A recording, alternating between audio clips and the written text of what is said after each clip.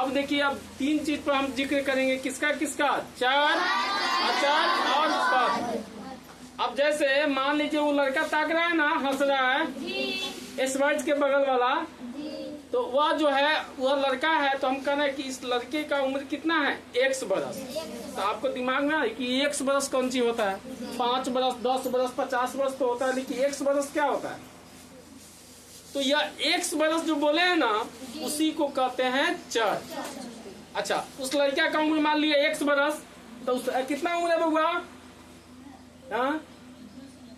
10 है, तो उसका चर का मान हो गया 10, यानी x का मान कितना हो गया 10। इस लड़की को मान लिया y उम्र, कितना उम्र है बुआ, तो इसका अति चर का मान हो गया 12।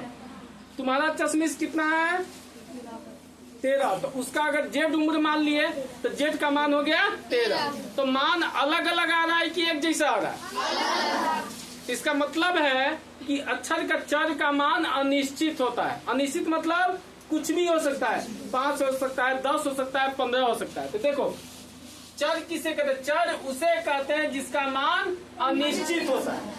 जैसे इसको किसके द्वारा बतलाया जाता है, अक्षर के द्वारा। एबीसीडी में कई गो अक्षर होता है, तो 26 लेटर के द्वारा आप चर को व्यक्त कर सकते हैं। अक्षर का मान अलग अलग होता है। अब आइए अक्षर, हम कहेंगे 5, तो 5 का 5 ही रहेगा ना रे।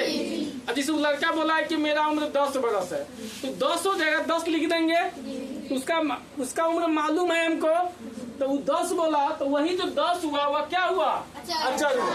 यानी गिनती की संख्या वाला जो होती है उसको क्या कहते हैं, अक्षर। और जो अक्षर वाला होता है उसको क्या कहते हैं। अब चर और अक्षर को मिला दीजिए। जैसे हमने x लिया और फिर 5 लिया, अब दोनों को मिला दिए तो क्या बन गया 5x। अब कहिएगा सर जी पहले आप आती अंक को लिखे बाद में अक्षर को लिखे, तो यही तरीका होता है कि पहले अंक लिखाता है बाद में अक्षर लिखाता है। तो अंक और अक्षर की सहायता से जो संख्या बना, क्या बन गया, तो इसको कहेंगे पद। जैसे मान लेते हैं -2 लिए और y लिए, दोनों मिला दिए तो क्या बन गया -2y। तो यह क्या हो गया, पद हो गया। काहे पद हुआ, तो -2 जो है वह चर है और y जो है पद। उल्टे बोले हैं, -2 अचर है और y जो है चर है। तो चर और अचर का मिलन हुआ कि नहीं हुआ। तो चर और अचर के मेल से क्या बनता है, ठीक है, कोई दिक्कत। देखिए चर हमने x लिया, अचर हमने 6 लिया, दोनों को मिला दिए तो बन गया 6x। तो क्या हो गया, चर अचर इक्वल टू पद। यानी चर प्लस अचर, अब दोनों मिल जाएगा तो क्या बन जाएगा, तीनों समझ में आया।